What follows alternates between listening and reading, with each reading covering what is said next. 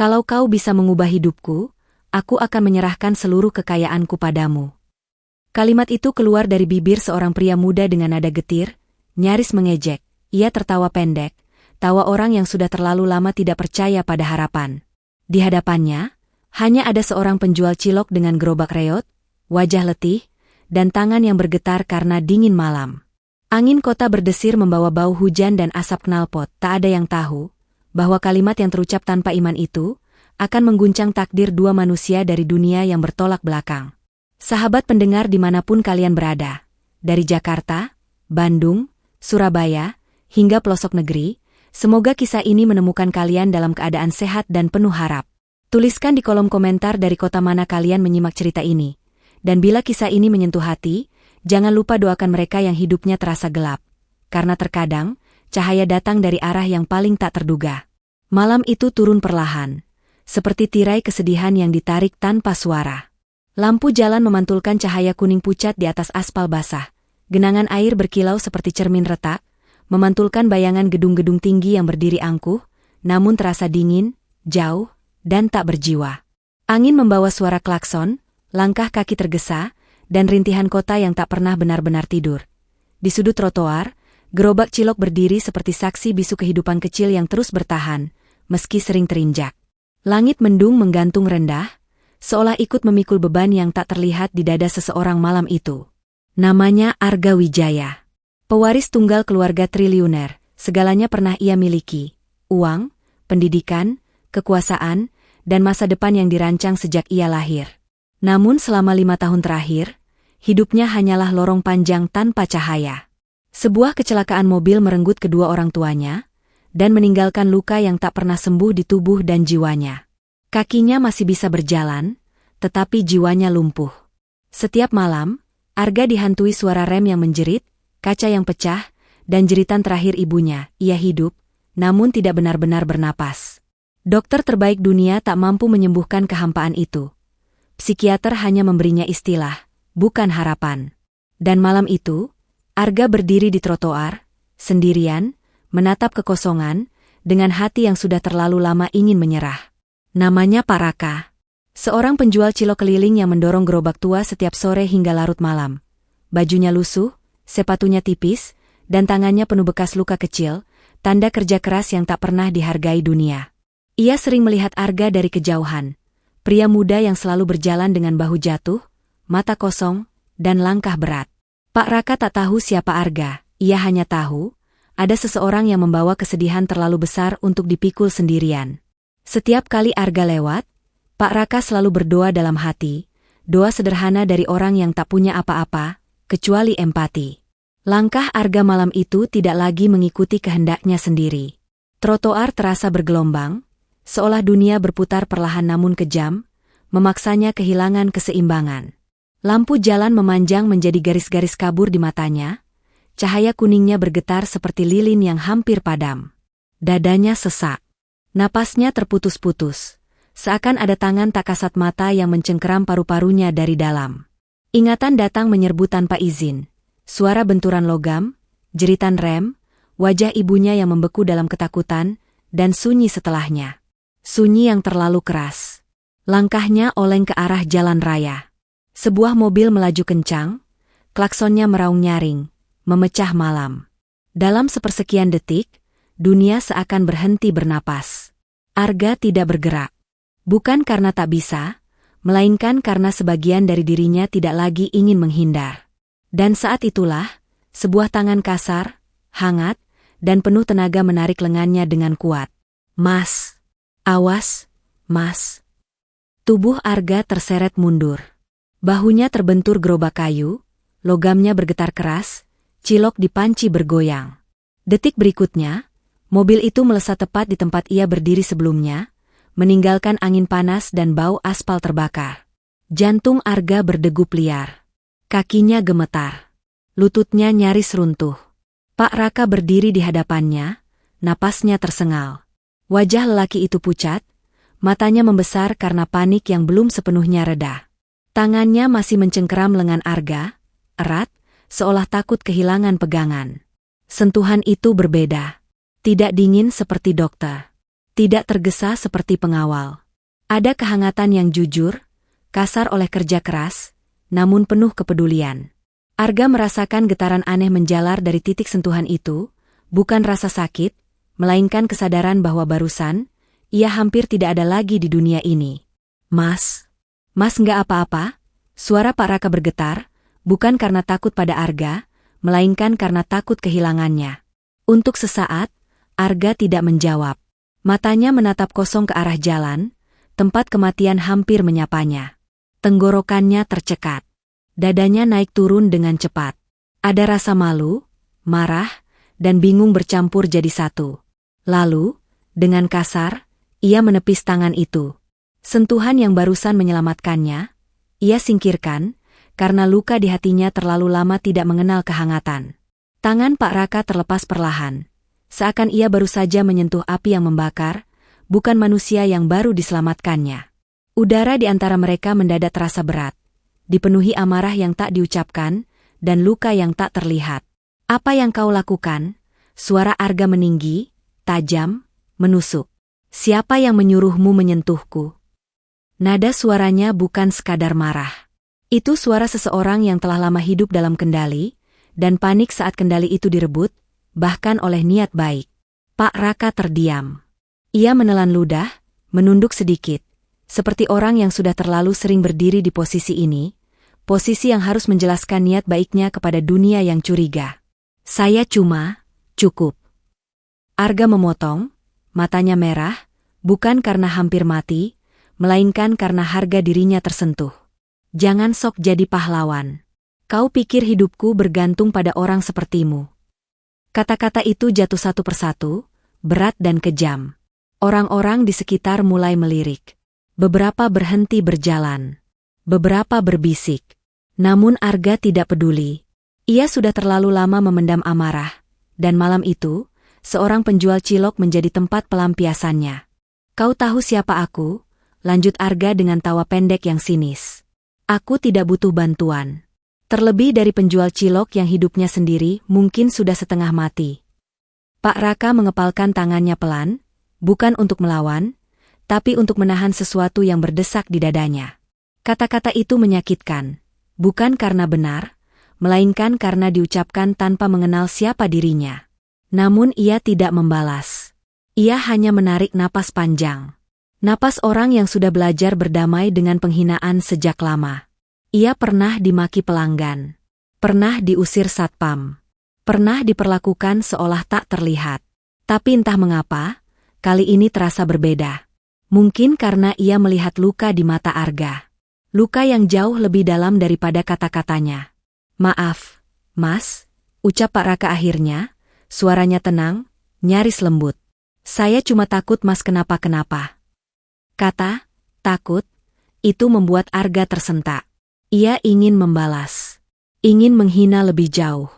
Namun ada sesuatu dalam nada itu, ketulusan yang tidak dibuat-buat, yang membuat dadanya kembali sesak. Pergi, katanya dingin. Urus saja hidupmu sendiri. Pak Raka mengangguk. Ia mendorong gerobaknya perlahan menjauh. Roda kayu berdecit pelan, seperti rintihan yang ditelan malam. Namun sebelum benar-benar pergi, ia menoleh sekali lagi. Bukan dengan marah. Bukan dengan dendam. Melainkan dengan pandangan penuh empati.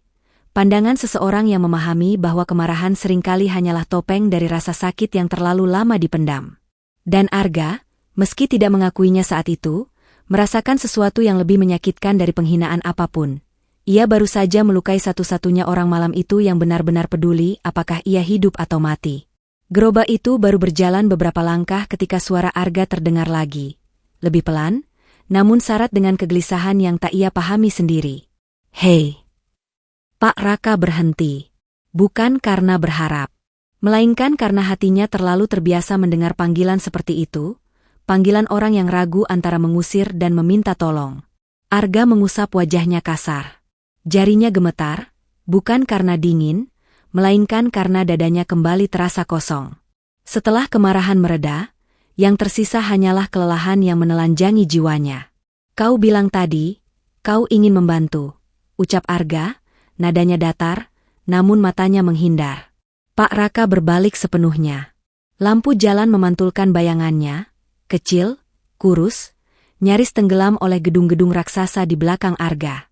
Kontras itu begitu nyata, seolah dunia sengaja mempertemukan dua kutub yang tak seharusnya bersentuhan. "Iya, Mas," jawab Pak Raka pelan. "Kalau Mas mau." Arga tertawa kecil. Tawa tanpa humor. "Mau?" ulangnya, sinis. "Kau tahu berapa banyak orang pintar yang sudah mencoba membantu aku?" Ia melangkah mendekat, jarak di antara mereka menipis.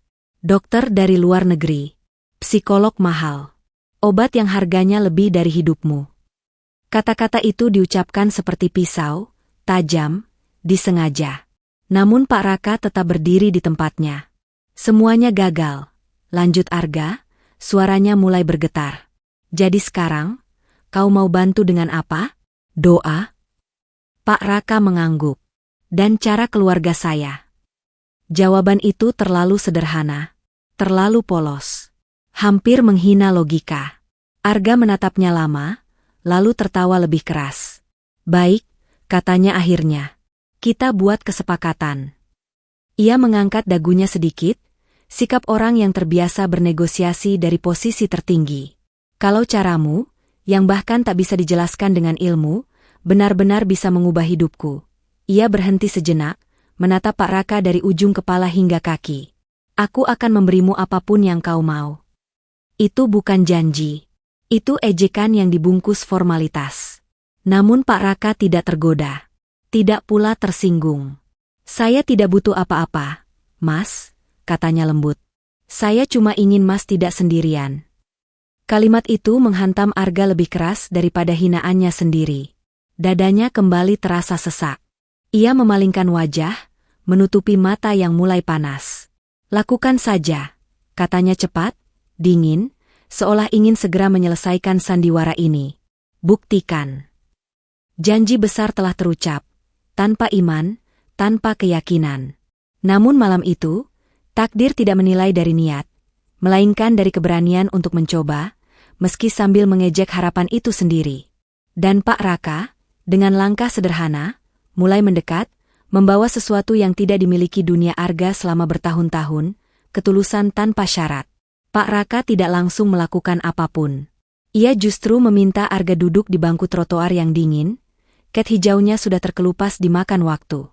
Malam semakin larut, dan suara kota mulai mereda, seolah memberi ruang bagi sesuatu yang lebih sunyi, lebih jujur. "Tarik napas pelan, Mas," ucap Pak Raka. Bukan napas orang yang sedang berusaha kuat, tapi napas orang yang sudah capek. Kalimat itu membuat dada Arga bergetar. Ia menurut, meski ragu. Tarikan napas pertamanya terasa berat, seperti mengangkat beban yang sudah lama dipendam. Udara masuk ke paru-parunya dengan rasa perih yang aneh, seakan tubuhnya lupa bagaimana caranya bernapas tanpa takut. Pak Raka duduk di hadapannya. Ia meletakkan kedua telapak tangannya di atas lutut Arga, perlahan, memberi waktu, memberi izin. Sentuhan itu hangat, tidak menekan, tidak memaksa, hanya hadir. "Dalam keluarga saya," kata Pak Raka pelan, "kami percaya, luka tidak bisa dipaksa sembuh. Ia harus diajak bicara." Ia mulai memijat perlahan titik-titik di kaki dan tangan Arga. Tekanannya ringan, namun tepat. Setiap sentuhan memunculkan sensasi aneh, bukan sakit, melainkan kenangan. Gambar-gambar lama muncul di benak Arga tanpa perlawanan.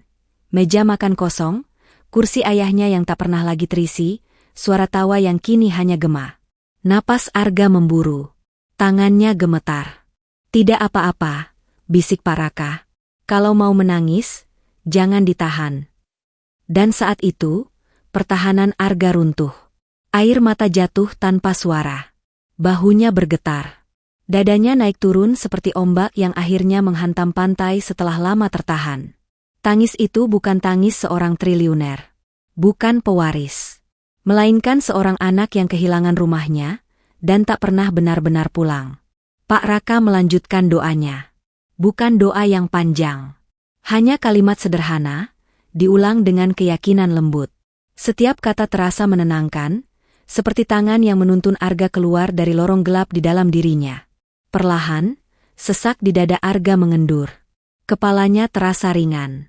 Untuk pertama kalinya dalam bertahun-tahun, pikirannya tidak dipenuhi suara kecelakaan itu. Ada jeda. Keheningan yang tidak menakutkan. Arga mengangkat wajahnya, matanya basah, namun jernih. Di dadanya, muncul sesuatu yang hampir terlupa. Harapan kecil, rapuh, namun nyata. Dan di hadapannya, Pak Raka tersenyum tipis, lelah namun tulus, seolah berkata, "Perjalananmu belum selesai, Mas." Malam terasa berhenti bergerak. Tidak ada klakson. Tidak ada langkah kaki. Bahkan angin pun seolah menahan napasnya sendiri. Arga duduk diam, kepalanya tertunduk, sementara telapak tangan Pak Raka masih bertumpu ringan di lututnya. Sentuhan itu kini hampir tak terasa secara fisik, namun justru semakin dalam di dadanya. Ada getaran halus yang sulit dijelaskan, seperti sesuatu yang selama ini terkunci perlahan dibuka tanpa paksa. Pak Raka menghentikan pijatannya. Ia menutup mata. Doanya kali ini nyaris tak bersuara. Hanya gerakan bibir yang pelan, dan tarikan napas yang teratur. Seolah ia tidak sedang memohon keajaiban, melainkan menyerahkan segalanya pada Yang Maha Mengetahui luka manusia. Detik berlalu. Lalu menit. Arga mulai merasakan perubahan yang aneh. Bukan ledakan perasaan. Bukan euforia. Melainkan ketenangan. Ketenangan yang asing. Kepalanya yang biasanya penuh suara kini terasa lengang. Tidak ada jeritan rem. Tidak ada benturan. Tidak ada bayangan darah. Yang ada hanya suara napasnya sendiri. Nyata, stabil, dan hidup. Dadanya mengembang penuh. Napasnya masuk tanpa perlawanan. Air mata kembali mengalir, namun kali ini berbeda. Bukan air mata luka, melainkan air mata kelegaan. Seperti seseorang yang lama tenggelam, dan akhirnya menemukan permukaan air. Apa ini? Suara Arga pecah, hampir berbisik. Ia membuka matanya perlahan, takut jika perasaan ini hanya ilusi sesaat. Lampu jalan masih sama. Trotoar masih dingin. Gerobak cilok masih berdecit pelan tertiup angin. Namun, dunia terasa berbeda. Ia berdiri. Kakinya tidak gemetar. Ia menarik napas panjang, dan tidak ada rasa sakit di dadanya. Tidak ada tekanan di tenggorokan. Tidak ada keinginan untuk menghilang. Tangannya terangkat menutupi wajahnya. Bahunya bergetar hebat. "Ini tidak mungkin," katanya terbata, suaranya tenggelam oleh isak yang tak lagi bisa ditahan. "Saya sudah bertahun-tahun, saya pikir saya rusak." Pak Raka membuka mata. Ia tidak tersenyum lebar. Tidak pula terlihat bangga. Ia hanya mengangguk kecil, seperti seseorang yang sudah sangat mengenal momen ini. "Mas tidak rusak," katanya pelan. "Mas hanya terlalu lama sendirian di dalam gelap." Arga menatapnya dengan mata merah dan basah. Untuk pertama kalinya, ia benar-benar melihat lelaki di hadapannya, bukan sebagai penjual cilok, bukan sebagai orang kecil, melainkan sebagai manusia yang membawa cahaya ke tempat paling kelam dalam hidupnya. "Ini benar-benar terjadi," ucap Arga, hampir tak percaya pada suaranya sendiri. Dan di bawah langit malam yang sunyi, di tengah kota yang tak peduli, keajaiban itu berdiri, tidak berkilau, tidak megah, namun nyata, dan hidup. Keajaiban itu tidak langsung membawa kegembiraan. Justru setelah ketenangan itu hadir, sesuatu yang lebih berat menyusul, rasa bersalah. Arga masih berdiri di tempatnya, napasnya sudah teratur, dadanya tak lagi sesak. Namun kini, pikirannya dipenuhi kilasan kata-kata yang baru saja ia ucapkan beberapa menit lalu. Kata-kata kasar. Nada merendahkan. Tatapan penuh jijik yang ia arahkan pada seseorang yang bahkan tidak ia kenal. Seseorang yang barusan menyelamatkan hidupnya. Bukan hanya tubuhnya, tetapi jiwanya. Arga menunduk dalam-dalam. Lampu jalan memantulkan bayangan wajahnya di aspal basah. Untuk pertama kalinya, ia tidak melihat pewaris keluarga besar. Yang ia lihat hanyalah seorang pria muda dengan hati yang penuh luka dan penuh kesalahan. Suaranya terhenti. Tenggorokannya kembali tercekat. Namun kali ini bukan karena trauma lama, melainkan karena penyesalan yang menekan dari dalam. Ia mengangkat wajahnya perlahan, menatap Pak Raka yang berdiri beberapa langkah darinya, masih dengan sikap yang sama, tenang, sederhana, dan tidak menuntut apapun.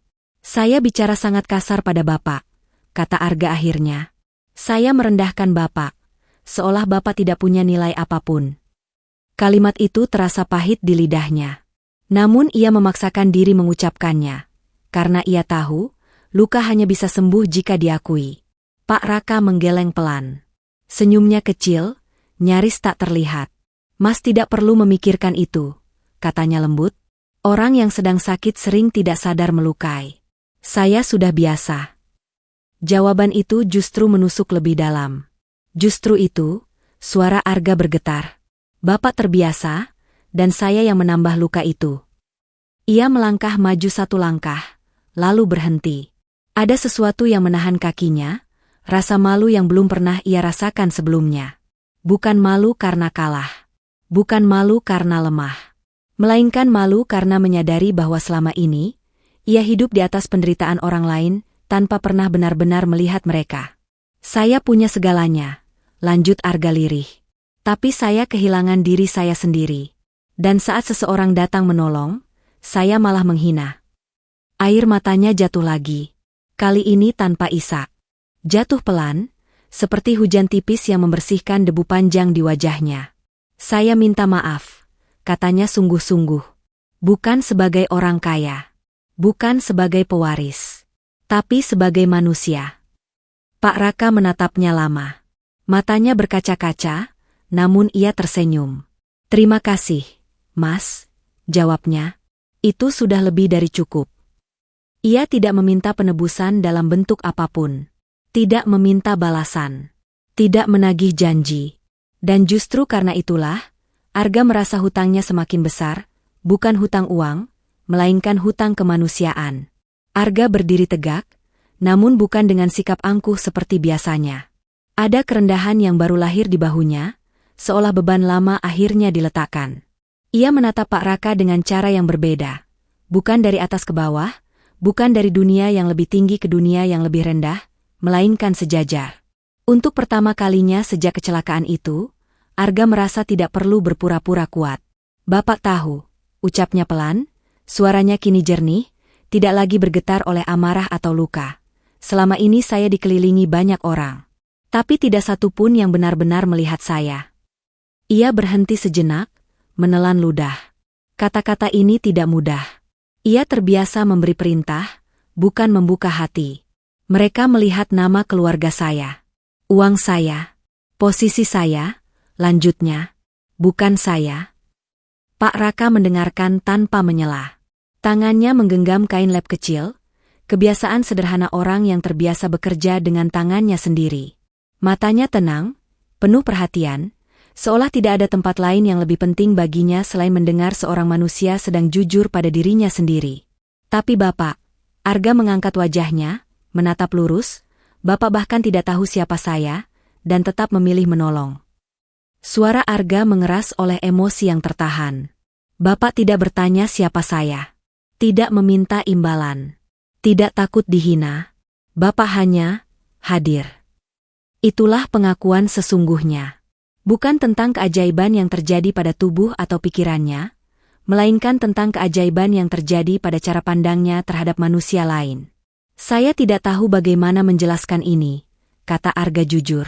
Tapi malam ini, Bapak mengingatkan saya bahwa hidup bukan tentang seberapa besar yang kita miliki, melainkan seberapa tulus kita memperlakukan orang lain. Ia menunduk sedikit, gerakan kecil, namun syarat makna. Gerakan yang tidak pernah ia lakukan pada siapapun sejak menjadi pewaris tunggal.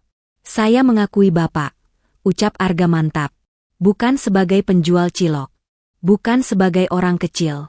Tapi sebagai orang yang telah menyelamatkan hidup saya. Pak Raka terdiam lama. Dadanya naik turun perlahan. Ia mengusap sudut matanya cepat-cepat, seolah malu jika perasaannya terlihat. Mas terlalu berlebihan, katanya lirih.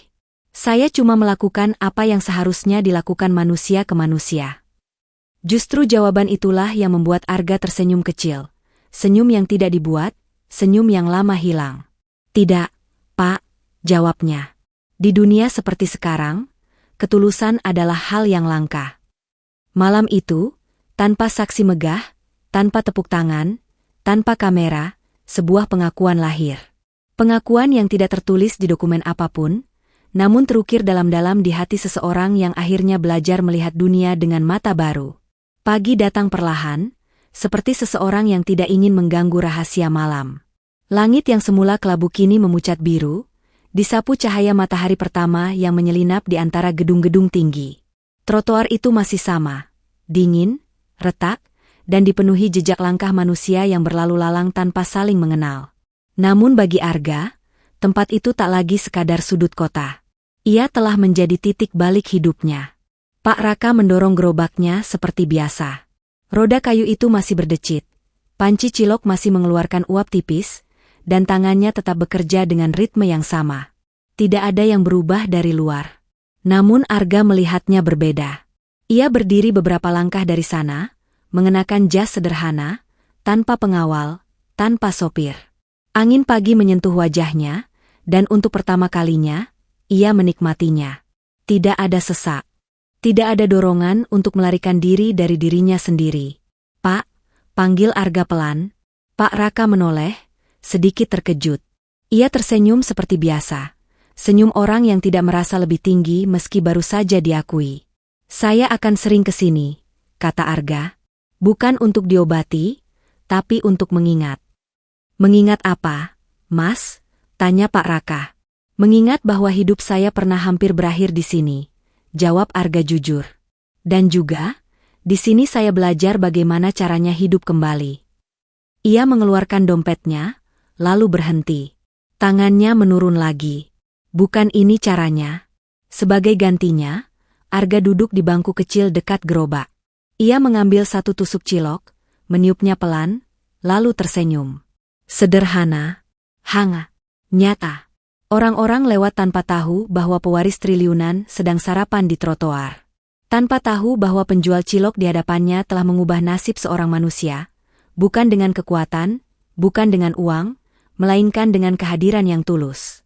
Saat Arga bangkit pergi, ia menoleh sekali lagi. Lampu jalan tempat ia hampir mati kini berdiri sunyi, tak lagi menakutkan. Ia bukan simbol kegelapan, melainkan penanda awal yang baru. Dan Pak Raka kembali mendorong gerobaknya, menghilang di antara hiruk-pikuk pagi, membawa satu kebenaran sederhana yang sering dilupakan dunia. Bahwa takdir tidak selalu diubah oleh mereka yang berada di puncak. Kadang, ia berubah oleh seseorang yang berdiri di pinggir jalan, dengan tangan sederhana, hati lapang, dan keberanian untuk peduli, saat orang lain memilih berpaling. Tamat.